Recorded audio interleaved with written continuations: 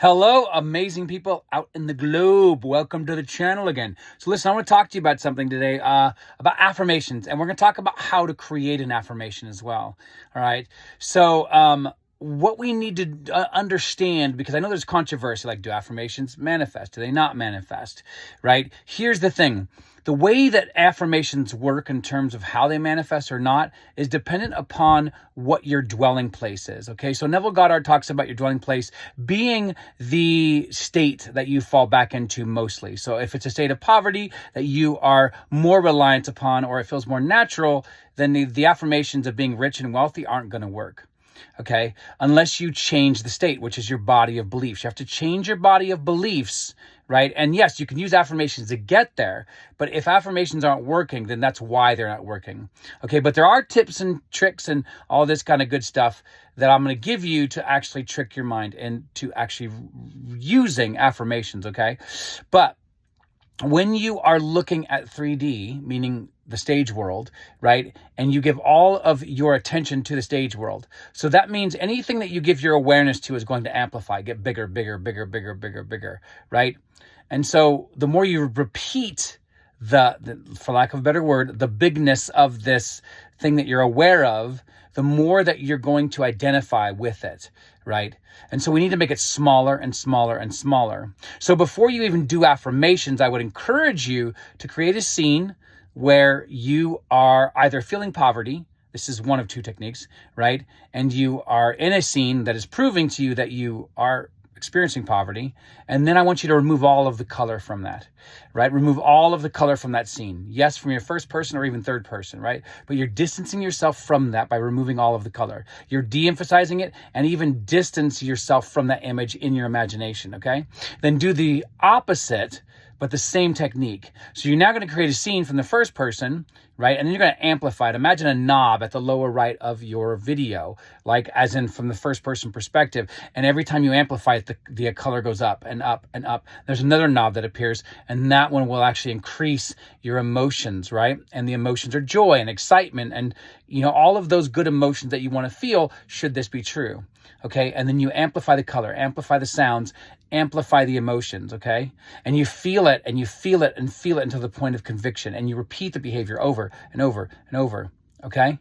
But then as you go throughout your day, you're going to need a little bit of a boost. So, because let's say you go through your day and you have doubt. Most people do.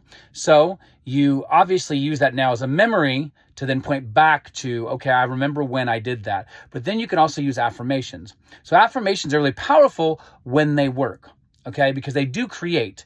So you have to get yourself to change your base awareness. That means what you currently are experiencing to, I want to experience this. That's what these scenes are for. But then affirmations can also help get you there.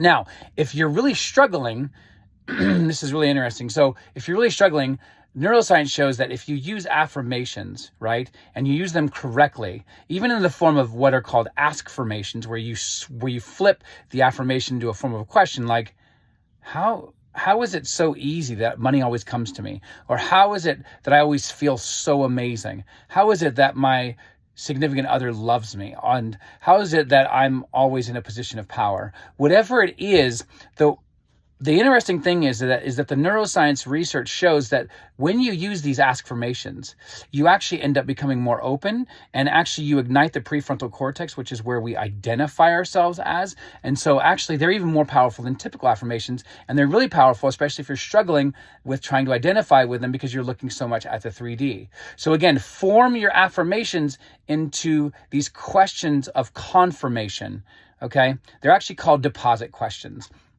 And so I would encourage you to create a list of these, right, and use these. I would honestly create a list of 20 of them and then use them throughout your week. Use different ones so you can change it up and your brain doesn't get emotion fatigue. And as much as you can, try to feel the truth and conviction and the feelings behind it as you're saying them, okay? Now, it's going to feel weird at first, and so it might take you a few times to do it, but keep doing it until you're like, this is true. this is happening. How is it that I am so blessed all the time, right? And then you accept it, and you keep actually reversing these statements, which are typical affirmations, into questions, right? That have already proven the fact that they are already either in the present or in the past tense. I received. How is it that I always receive a free drink at Starbucks, right?